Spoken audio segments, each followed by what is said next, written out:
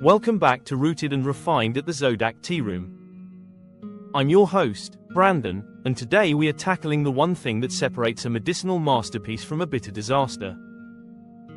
We've talked about the plant, the herbs, and the water. But there is one final ingredient that rules them all: time. Most people think that the longer you leave a tea bag in the mug, the stronger and healthier it becomes.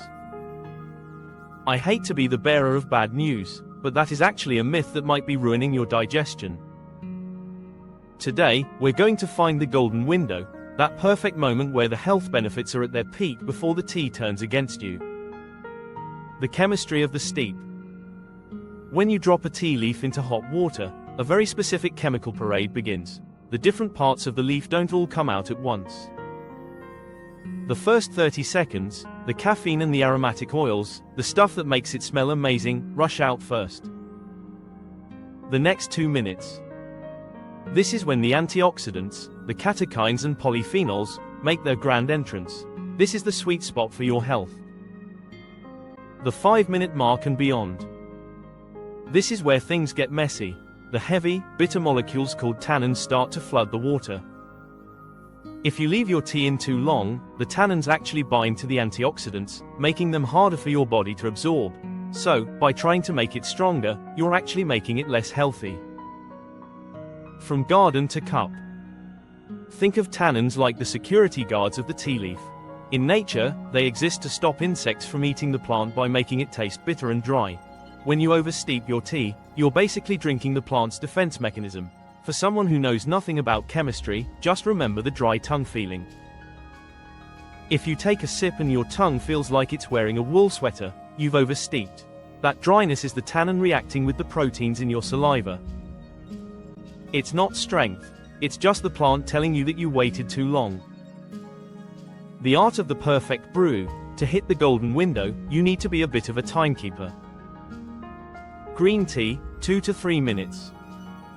Any longer and those delicate antioxidants turn into a bitter mess. Black tea, 3 to 5 minutes. It needs a little more time to release its complex flavors, but at 6 minutes, it starts to get heavy and acidic. Herbal infusions. These are the exception. Since they don't have the Camellia sinensis tannins, you can often steep them for 10 or 15 minutes to get every last bit of vitamin C or minerals out. A steeped in history. The ancient tea masters were so obsessed with timing that they didn't use clocks, they used their breath. In ancient Chinese tea ceremonies, they would often measure the steeping time by counting a specific number of meditative breaths. This ensured the tea was served at the exact moment of peak flavor and qi, energy. They believed that if you missed the window, you weren't just losing flavor, you were losing the life force of the plant. Wellness and the toxic stressor. Here is why this matters for your health. Oversteeped tea is very acidic. If you drink it on an empty stomach, those heavy tannins can irritate your stomach lining and cause nausea or even tea drunkenness, which feels like a shaky, anxious caffeine crash. By hitting the golden window, you get a clean energy boost that supports your gut health instead of attacking it. Finding your flavor. Your homework this week is simple: use a timer. Don't just walk away and forget your mug. Set your phone for 3 minutes for green or 4 minutes for black. Taste the difference. You'll find that the tea is naturally sweeter, and you might find you don't even need to add sugar or honey anymore. We have officially built the perfect cup of tea. We have the right plant, the right water, and the right timing. But there is one modern villain standing in your way. It's something 90% of us use every day because it's convenient, but it might be leaching millions of microscopic invaders into your bloodstream with every sip. And for the history lovers, get your passports ready. We're moving from the Zen temples of Japan to the docks of London.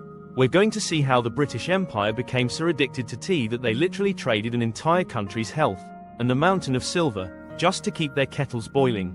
It's a story of pirates, spice, and the birth of the global tea trade. Thanks for joining me for episode 4 of Rooted and Refined. If you're ready to stop oversteeping and start refining your health, make sure to hit that subscribe button. See you in the next brew.